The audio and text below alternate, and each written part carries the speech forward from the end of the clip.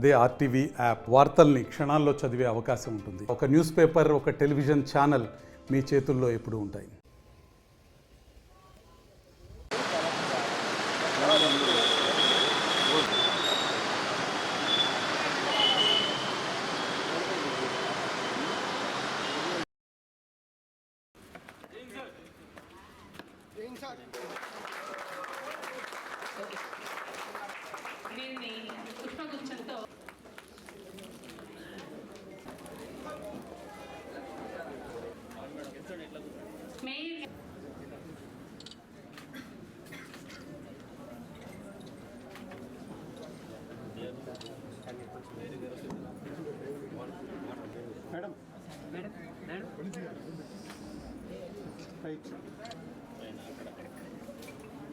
Differently abled అని అనే దాన్ని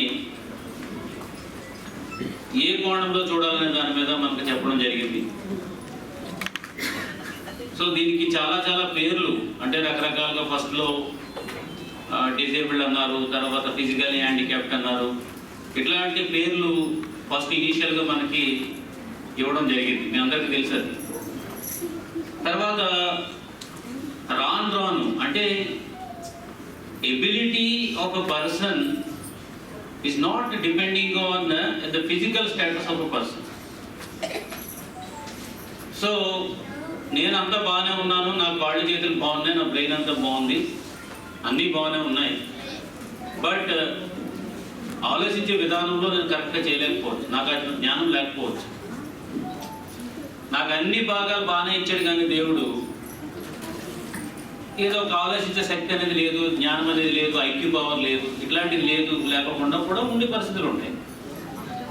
బట్ నీకు ఒక అంగం మీద సరిగ్గా పనిచేయలేకపోయేదు, ఆ అంగం సరిగ్గా పనిచేయదు, కాకపోతే నాకన్నా 100 రెట్లు బ్రెయిన్ ఆలోచించేది గిఫ్ట్ నీకు దేవుడు ఇచ్చాడు. So that means it is differently abled. అంటే దీన్ని డిఫరెంట్లీ ఏబుల్డ్ అంటే నాకు ఉండి నాకున్న ఎబిలిటీ, నీకు అది లేకపోకుండా కూడా నిన్న ability. So that is how we have to understand. So అందుకోసమని చెప్పేసి మనకి physically handicapped, disabled and differently abled. So ఆ రకంగా మనం ప్రూవ్ చేసుకోండి. ఎందుకు వచ్చింది పేరు, ఎందుకు అది వచ్చింది అనేది మీరు అందరూ ఒకసారి ఆలోచిస్తే, ప్రతి దాంట్లోనూ వాళ్ళు పార్టిసిపేట్ చేస్తున్నారు. పారాలింపిక్స్ వచ్చినాయి, దాంట్లో మంచి మంచి గోల్డ్ మెడల్స్ అవన్నీ కూడా చేస్తున్నారు.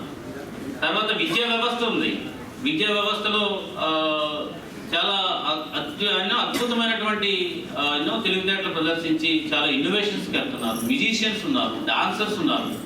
సో అన్ని రకాలుగా కూడా అంటే అన్ని అవయవాలు సరిగ్గా ఉండి కూడా లేనటువంటిది, కొన్ని అవయవాలు సరిగ్గా లేనప్పటికీ కూడా వాళ్ళు అందరికన్నా బాగా పర్ఫార్మ్ చేసే పరిస్థితిలో ఉన్నారు.